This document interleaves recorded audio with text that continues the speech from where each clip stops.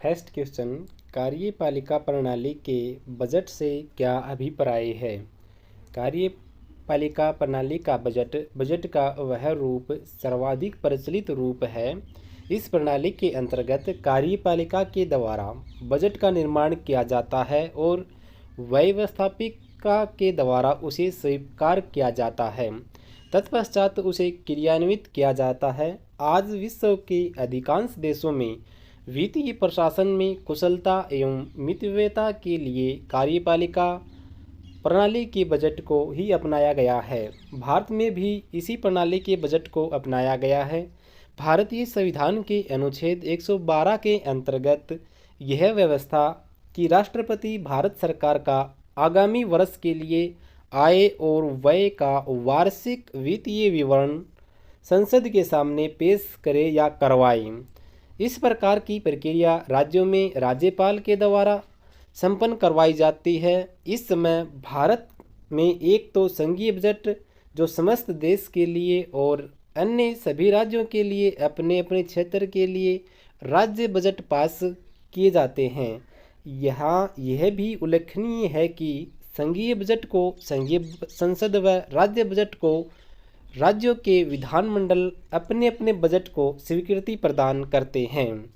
Next question, अप्रत्यक्ष भर्ती या भीतरी भर्ती की कोई 4 हानियां बताएं। यह विधि अप्रजातांत्रिक क्योंकि पहले से सेवा में कार्यरत कर्मचारियों को ही अवसर मिलता है। इसमें आपूर्ति के स्रोत प्रतिबंधित हैं। नंबर 3, इसके द्वारा योग्य और युवा उम्मीदवारों को प्रवेश से रोका जाता है। नंबर 4, इसमें कर्मचारी मेहनत नहीं करते बल्कि वरिष्ठता के अनुसार पदोन्नति के अवसरों की प्रतीक्षा करते हैं। नेक्स्ट क्वेश्चन, भर्ती के प्रकार बताइए। भर्ती कितनी प्रकार की होती है? भर्ती निम्नलिखित 2 प्रकार की होती है, प्रत्यक्ष भर्ती, अप्रत्यक्ष भर्ती। प्रत्यक्ष भर्ती या बाहरी भर्ती सरकारी विभागों में जब रिक्त स्थानों को बाहरी योग्य उम्मीदवारों से भरा जाए तो इसे प्रत्यक्ष भर्ती कहते हैं। अर्थात जो लोग पहले से ही सेवा में कार्यरत हैं उनको छोड़कर आम जनता में योग्य उम्मीदवारों को आकर्षित किया जाता है। अप्रत्यक्ष विधि या पदोन्नति द्वारा भर्ती, जब रिक्त पदों को सेवा में कार्यरत कर्मचारियों या अधिकारियों में से ही भरा जाए तो उसे अप्रत्यक्ष या पदोन्नति के द्वारा की गई भर्ती कहते हैं। अर्थात निम्न स्तर के उम्मीदवारों को ही उच्च स्तर का उत्तरदायित्व सौंपा दिया जाता है। नेक्स्ट क्वेश्चन, भारतीय प्रशिक्षण प्रणाली के दोषों को दूर करने के कोई 4 उपाय बताइए। यद्यपि भारत में लोक सेवकों की कार्यकुशलता बढ़ाने के लिए उन्हें प्रशिक्षण देने के लिए विभिन्न प्रणालियों को अपनाया जाता है, परंतु फिर भी भारतीय प्रशिक्षण प्रणाली में कई दोष उभर कर सामने आते हैं, जिनका निराकरण करने हेतु निम्नलिखित उपायों पर ध्यान दे सकते हैं। पहला, प्रशिक्षण कार्यक्रम की वैधता हेतु प्रशिक्षण कार्यक्रम की रूपरेखा व व्यवस्थापिका द्वारा तैयार एवं पास किया जाना चाहिए। दूसरा, प्रशिक्षण कार्यक्रम के संचालन एवं सफलता के लिए सरकार द्वारा समुचित धन की व्यवस्था की जानी चाहिए। तीसरा, प्रशिक्षण कार्यक्रमों के पश्चात प्रशिक्षण प्राप्त सेवकों के पद, सम्मान एवं वेतन में वृद्धि की जाए ताकि प्रशिक्षण उद्देश्य की प्राप्ति को व्यावहारिक रूप में लोक सेवक उत्साह के साथ अपना कार्य कर सकें। नंबर 4, प्रशिक्षण के प्रति उदासीनता का रवैया रखने वाले संगठन के उच्च स्तरीय प्रशासकों के प्रति सरकार को कठोर रवैया अपनाकर उचित अनुशासनात्मक कार्रवाई करनी चाहिए ताकि ऐसे अधिकारी विभाग के अन्य कर्मचारियों को प्रशिक्षण हेतु हतोत्साहित न कर पाएं। जैसा कि विलियम जी टोरेपे का कहना है कि किसी संगठन में प्रशिक्षण कार्यक्रम की सफलता के लिए उच्च प्रबंधकों को उसकी मूलभूत ज़रूरतें पहचाननी चाहिए एवं उसे अपना आर्थिक समर्थन भी देना चाहिए। नेक्स्ट क्वेश्चन, हरियाणा में पंचायती राज की नई व्यवस्था पर टिप्पणी लिखें। 73वें संवैधानिक संशोधन के आधार पर हरियाणा विधानसभा द्वारा मार्च 1994 में हरियाणा पंचायती राज अधिनियम पारित किया गया, जिसे 21 अप्रैल 1994 को राष्ट्रपति की स्वीकृति मिल गई और 22 अप्रैल 1994 से पूरे प्रदेश में हरियाणा पंचायती राज अधिनियम 1994 के अंतर्गत पंचायती राज व्यवस्था लागू की गई। इसके अनुसार हरियाणा में त्रिस्तरीय पंचायती राज के गठन की व्यवस्था की गई। हरियाणा में त्रिस्तरीय पंचायती राज की गठन की व्यवस्था की गई। ग्राम सभा था ग्राम पंचायत, द्वितीय पंचायत समिति, तीसरा जिला परिषद। हरियाणा में त्रिस्तरीय पंचायती राज की व्यवस्था की गई है। पहला ग्राम सभा था ग्राम पंचायत, दूसरा पंचायत समिति, तीसरा जिला परिषद। नेक्स्ट क्वेश्चन, ग्राम सभा की रचना का वर्णन कीजिए। ग्राम सभा की रचना का वर्णन कीजिए। हरियाणा के प्रत्येक गांव जिनकी जनसंख्या 500 या इससे अधिक है में ग्राम सभा की स्थापना की जाती है। हरियाणा के प्रत्येक गांव में जिनकी जनसंख्या 500 या इससे अधिक है में ग्राम सभा की स्थापना की जा सकती है। इससे कम जनसंख्या वाले गांवों को इस उद्देश्य के लिए किसी साथ वाले गांव से मिलाकर उनकी साझी ग्राम सभा की स्थापना की व्यवस्था है। उस क्षेत्र में रहने वाले सभी नागरिक जिनकी आयु 18 वर्ष अथवा उससे अधिक होती है ग्राम सभा के सदस्य होते हैं। ग्राम सभा का अध्यक्ष सरपंच होता है, जिसका चुनाव ग्राम सभा के सदस्य द्वारा अपने में से ही प्रत्यक्ष चुनाव प्रणाली द्वारा किया जाता है। वह ग्राम सभा की वर्ष में 2 बार बैठक बुलाता है। विशेष स्थिति में ग्राम सभा के 1/5 सदस्य मिलकर इसका विशेष अधिवेशन भी बुला सकते हैं। इसके साधारण अधिवेशन आषाढ़ी तथा सावनी की फसलों के बाद बुलाए जाते हैं। आषाढ़ी अधिवेशन 13 अप्रैल तथा सावनी अधिवेशन 2 अक्टूबर को बुलाना निश्चित कर दिया गया। ग्राम सभा की अधिवेशनों के लिए गणपूर्ति कुल संख्या 1/10 भाग निश्चित की गई है। ग्राम सभा गांव में जनसंख्या 500 या इससे अधिक होनी चाहिए ग्राम पंचायत के लिए, या इससे कम जनसंख्या वाले गांव को दूसरे गांव के साथ जोड़ दिया जाता है। 18 वर्ष से अधिक उम्र के सदस्य को ग्राम सभा का सदस्य चुना जाता है, जिसे सरपंच कहते हैं। सरपंच गांव में 2 बार अधिवेशन बुला सकता है। पहला अधिवेशन आषाढ़ी, सेकंड सावनी की फसल के बाद बुलाया जाता है। आषाढ़ी अधिवेशन 13 अप्रैल तथा सावनी अधिवेशन 2 अक्टूबर को बुलाना निश्चित किया गया है। ग्राम अधिवेशन में गणपूर्ति कुल संख्या 1/10 भाग निश्चित की गई है। नेक्स्ट क्वेश्चन, नाम मात्र तथा वास्तविक कार्यपालिका के अर्थ को उदाहरण सहित स्पष्ट कीजिए। नाम मात्र कार्यपालिका।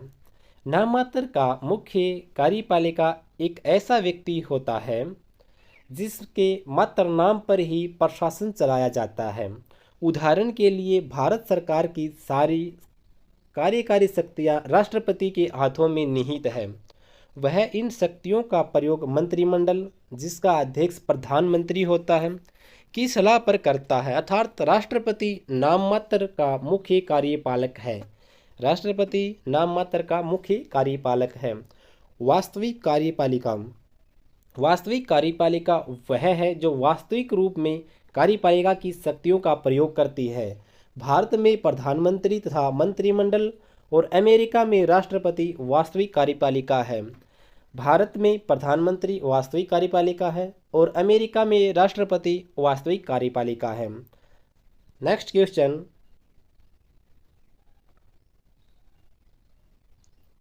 मुख्य कार्यपालिका के किन्हीं 4 प्रशासनिक कार्यों का उल्लेख कीजिए। मुख्य कार्यपालिका के प्रमुख प्रशासनिक कार्यों का उल्लेख। पहला, प्रशासनिक नीतियों का निर्माण करना एवं निर्देश आदेश जारी करना। दूसरा, प्रशासकीय संगठन के विवरण का निर्धारण करना। तीसरा कार्य, वित्त का प्रबंध करना। चौथा कार्य, मुख्य कार्यपालक विभिन्न विभागों में समुचित संचार बनाए रखता है। नेक्स्ट क्वेश्चन, राष्ट्रपति की संकटकालीन शक्तियों का संक्षेप में उल्लेख कीजिए। हमारे संविधान की यह विशेषता है कि इसमें राष्ट्रपति को संकटकालीन शक्तियां दी गई हैं। वह इन शक्तियों का प्रयोग खतरनाक व आपातकालीन परिस्थितियों से निपटने के लिए करता है। राष्ट्रपति 3 प्रकार की आपातकालीन शक्तियों का प्रयोग करता है। पहला, अनुच्छेद 352। अनुच्छेद 352 के अनुसार युद्ध व बाहरी आक्रमण से निपटने के लिए आपातकाल की घोषणा करना। दूसरा, अनुच्छेद 356 के अनुसार राज्य की संवैधानिक मशीनरी असफल होने पर आपातकाल की घोषणा करना। तीसरा, अनुच्छेद 360 के अनुसार वित्तीय संकट से उत्पन्न आपातकाल की घोषणा करना। राष्ट्रपति के पास 3 संकटकालीन शक्तियां होती हैं। पहला, 352। अनुच्छेद 352 के अनुसार राष्ट्रपति युद्ध व बाहरी आक्रमण से निपटने के लिए आपातकालीन की घोषणा कर सकता है। अनुच्छेद 356 के अनुसार राज्य की संवैधानिक मशीनरी असफल होने पर आपातकाल की घोषणा की जा सकती है। अनुच्छेद 360 के अनुसार वित्तीय संकट से उत्पन्न आपातकाल की घोषणा की जा सकती है। नेक्स्ट क्वेश्चन, अध्यादेश का अर्थ समझाइए। अध्यादेश का अर्थ समझाइए। जब संसद का अधिवेशन न चल रहा हो, जब संसद का अधिवेशन न चल रहा हो और देश में ऐसी परिस्थिति अथवा आवश्यकता उत्पन्न हो जाए कि जिसके लिए तुरंत कानून की आवश्यकता हो, तो राष्ट्रपति अध्यादेश जारी कर सकता है, जिसका प्रभाव कानून के समान होता है। अध्यादेश की अधिकतम अवधि 6 महीने तक हो सकती है, लेकिन यदि संसद अध्यादेश की मंजूरी दे दे तो अध्यादेश कानून बन जाता है। अध्यादेश संसद का अधिवेशन शुरू होने पर शीघ्र ही मंजूरी के लिए संसद के सामने रखा जाता है। यदि अध्यादेश संसद में न रखा जाए अथवा संसद अध्यादेश पर कोई कार्रवाई न करें, तो अध्यादेश अधिवेशन शुरू होने की तारीख से 6 सप्ताह बाद अपने आप समाप्त हो जाता है। नेक्स्ट क्वेश्चन,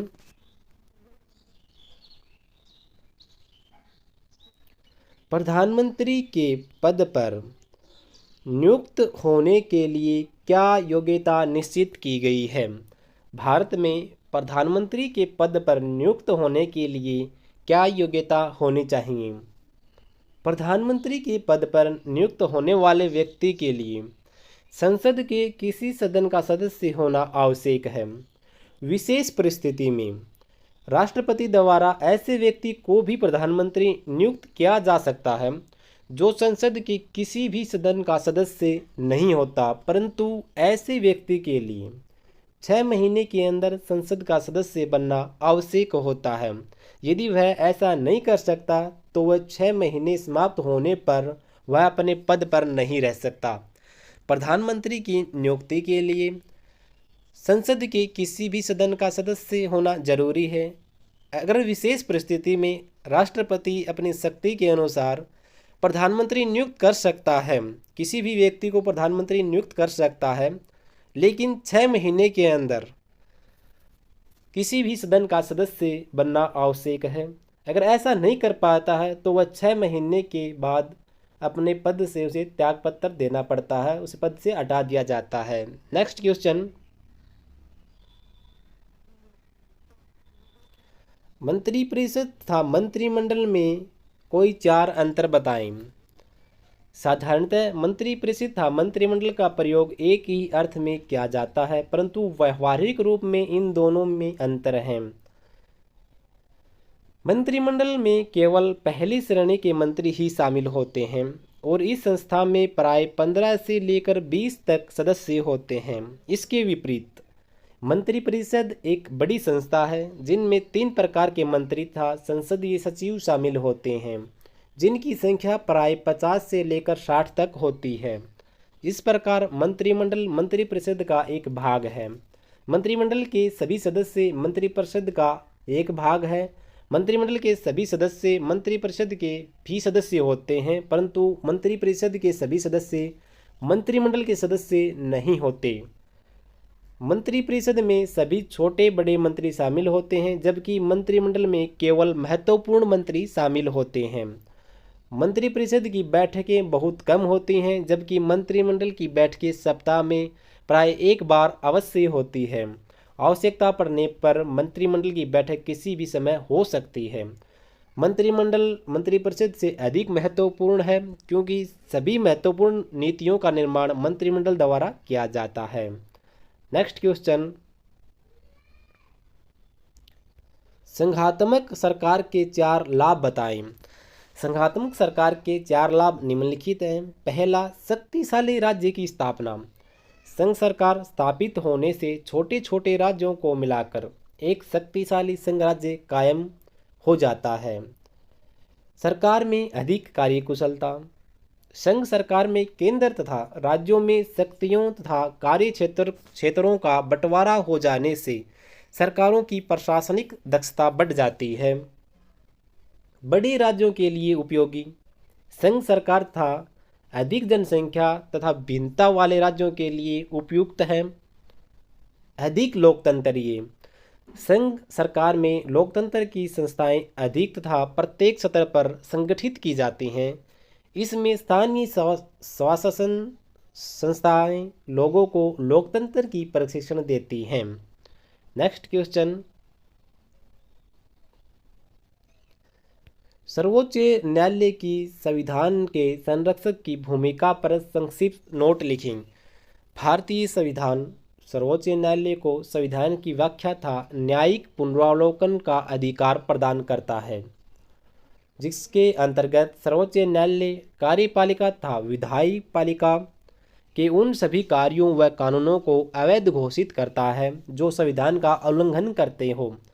भारतीय सुप्रीम कोर्ट ने संविधान की रक्षा करने के उद्देश्य से संवैधानिक संशोधनों को भी अवैध घोषित किया है और अनेक मामलों में कहा है संसद ऐसा कोई संशोधन नहीं कर सकती जिससे संविधान का मूलभूत ढांचा विकृत होता हो अथवा नष्ट हो। नेक्स्ट क्वेश्चन, न्यायपालिका मौलिक अधिकारों की रक्षा कैसे करती है? न्यायपालिका मौलिक अधिकारों की रक्षा कैसे करती है? उत्तर, मौलिक अधिकारों की रक्षा करना न्यायपालिका का अति महत्वपूर्ण कार्य है। यदि कोई व्यक्ति या संस्था यह समझे कि सरकार ने उसके या किसी और व्यक्ति के मौलिक अधिकारों का उल्लंघन किया है तो वह धारा 32 के अधीन सर्वोच्च न्यायालय में अथवा धारा 226 के अधीन उच्च न्यायालय में अपील कर सकता है। न्यायपालिका मौलिक अधिकारों की रक्षा के लिए कई प्रकार के लेख जैसे बंदी, प्रत्यक्षकरण, परमादेश इत्यादि जारी कर सकती है और किसी भी कार्य तथा कानून को अवैध घोषित कर सकती है। नेक्स्ट क्वेश्चन, संघ लोक सेवा आयोग के कोई 4 कार्य बताएं। संघ लोक सेवा आयोग के कोई 4 कार्य बताएं। संविधान की धारा 320 के अनुसार संघ लोक सेवा आयोग के कार्य परीक्षाएं आयोजित करना, नियुक्ति के सिद्धांतों के बारे में सरकार को सलाह देना, पदोन्नति के सिद्धांतों के बारे में सरकार को सलाह देना, अनुशासनात्मक कार्रवाइयों के बारे में सरकार को सलाह देना आदि। नेक्स्ट क्वेश्चन, संघ लोक सेवा आयोगों के कोई 4 दोष या आलोचनाएं लिखिए। नंबर 1, नियुक्ति में देरी।